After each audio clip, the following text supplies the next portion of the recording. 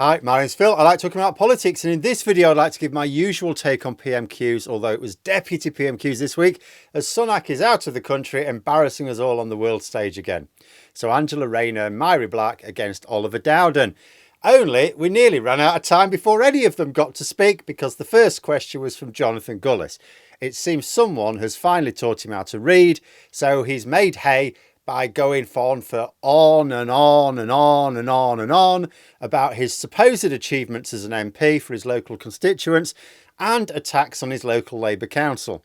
In fact, it went on for so long that the Speaker, Lindsay Hoyle, had to tell him to sit down and shut up before everyone died of old age. But notice that Gullis was talking about local issues, not pushing his usual culture war nonsense. He's absolutely bricking it at the prospect of being booted out of the gravy train at the end of this parliament.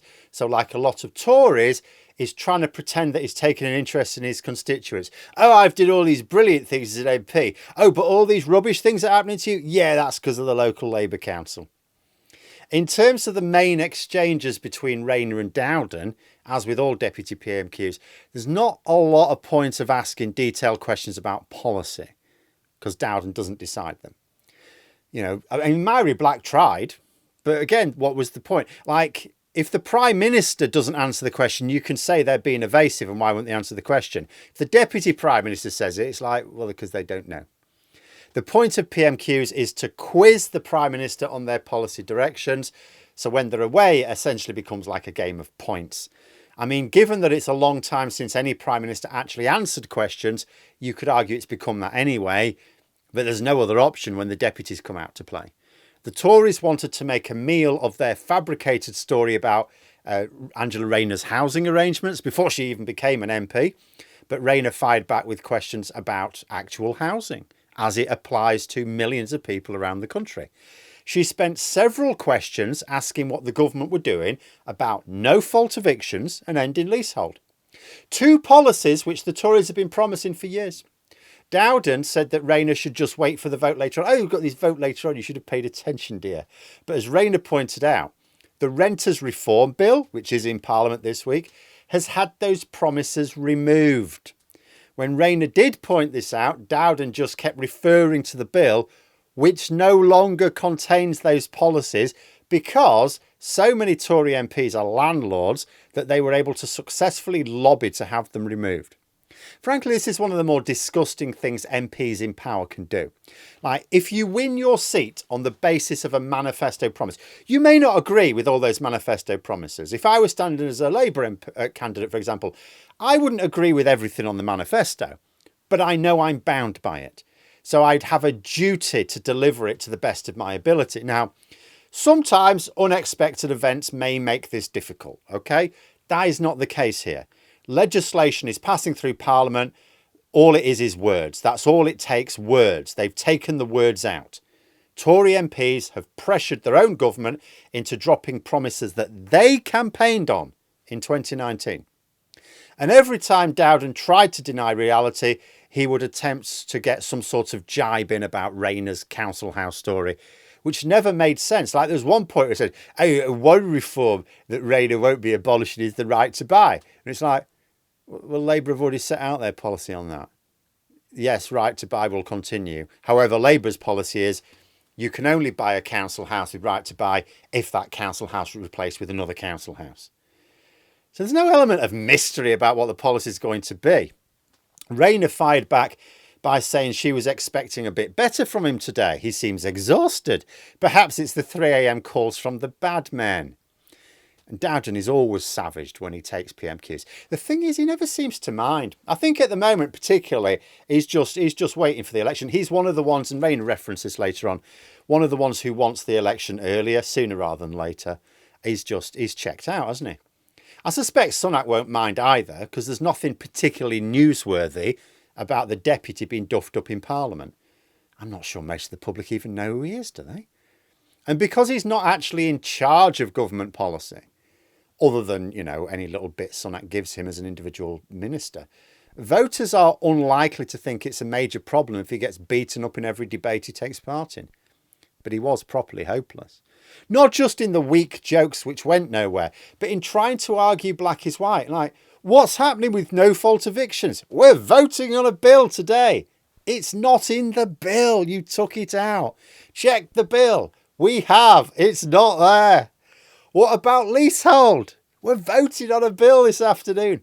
It's not there. After dealing with the issue of housing, Dowden tried to shift attention to Sunak's announcement yesterday on defence budget. Now, I'm going to go over the various fabrications in that announcement, I think at the end of the week.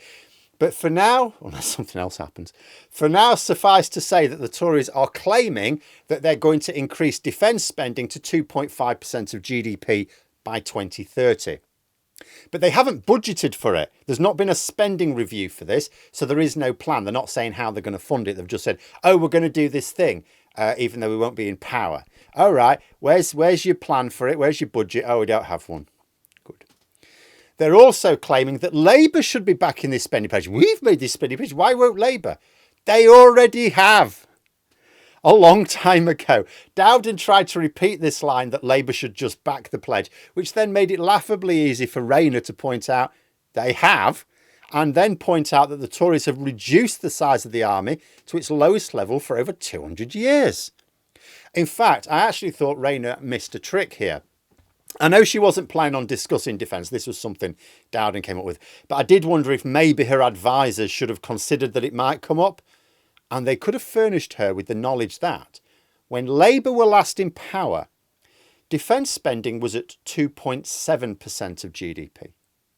She might have asked what the Tories did to defence spending that means they now need another 6 years, because this aim of Sunak's is for 2030. So they need another 6 years to get it to only halfway to where it was in 2010. Because at the moment, it's about 2.3% of GDP. It was 2.7. So why is their ambition only for 2.5%? So disappointing when these things get missed. But like I say, it wasn't Rayner's intended line of questioning. It was something Dowden just tried to throw in.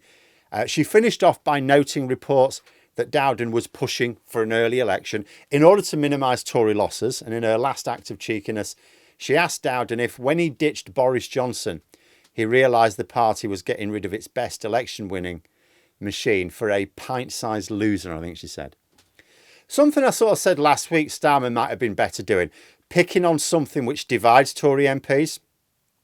Because this one does. There's Tory MPs who think they never should have got rid of Johnson. They had to in reality, but they do think that. And other ones who go, no, Sunak's better. It's like, he's not, is he? And I'm not sure how effective it was just being right at the end of her questions, but it will do Labour no harm at all to get Tory MPs considering their leadership situation and the role of their colleagues in it as they look ahead to the crucial elections next week. Needless to say, of course, Dowden was never going to even attempt to answer it. It was a facetious question. He's not that dim. So he tried to have another pop at the Rayner Council House story and sat down. Then it was Mary Black for the SNP, actually trying to ask a question about government policy. But anyway, after the recent discovery of mass graves in Gaza, she noted that the Commons were united in condemnation of the same thing being discovered in Ukraine and asked Dowden if this was a war crime. He said he expects Israel to investigate allegations of misconduct, that's his word, but says he's surprised Black is comparing Israel to Russia. Now, of course she wasn't, but I might sound surprised that Dowden is suggesting that Israel are the people who should investigate. Would he have said Russia should investigate reports of mass graves in Ukraine? No, you would say the UN. So why not here? Also, I don't think you get to call mass executions, which is the implication of finding mass graves, as misconduct. Black then said even the suspicion of war crimes should be enough for arms sales to be suspended. In actual fact, this is correct in legal terms as I understand it. Dowden noted that the government had recently reviewed arms sales and decided they should continue. Now, there have been a number of independent experts, and I mean experts, who think that this is not lawful. Now, that means one of two things has happened here. The first is that David Cameron, the Foreign Secretary, has, as he claims, been given legal advice by the government lawyers that we are still okay to supply Israel. Now, if it turns out that this advice is badly wrong, then the government will be in the clear because that is the advice they've been given. But the government lawyers who gave it could be charged under international law. The second possibility is that the legal advice is that the government should probably suspend the sales and Cameron has suppressed it and lied to the public. In which case, you would then expect any senior lawyers involved to resign because by remaining in post they're tying themselves to his public statements. In this second case, any ministers, including Cameron Sunak, who are privy to this advice and have failed to act properly and lawfully on it, as well as any officials involved, could also be prosecuted under international law. Now, I'm not an expert myself, of course. I don't know how likely it is. It may be that both the government and their officials do not believe that there will be any serious attempt to prosecute them for supplying helicopter parts. Let us be honest, international law is not consistently applied without fear or favour, is it? So maybe they are taking the view that international justice isn't going to go chasing after people who sold helicopter parts, because that's what we sell to Israel, rather than the very difficult task of prosecuting those directly involved in war crimes. The fact that the government are refusing to publish their legal advice, when taken with the fact that independent legal experts have been happy to provide theirs, means that the government is looking very shady about this right now. Now, I do get governments don't publish legal advice. However, given the circumstances, what they could do is allow senior members of relevant select committees and leaders of opposition parties to review it with their own lawyers in private. They'll be bound by the Official Secrets Act, so they won't be able to go out and publicly say anything about what they've seen, other than to say whether or not what they've seen is in accordance with what the government claim.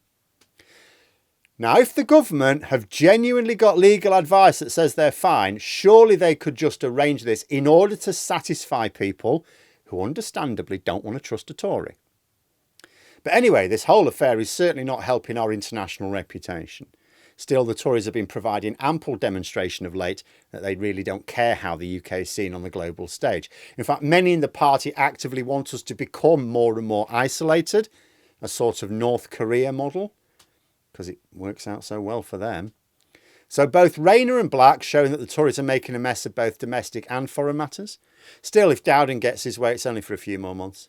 But there we are. Those are my thoughts. If you enjoyed the video, please subscribe for further content and click the like button. You can also sign up for memberships if you'd like to support the channel further. Thanks for watching, and until next time, I'll see you later.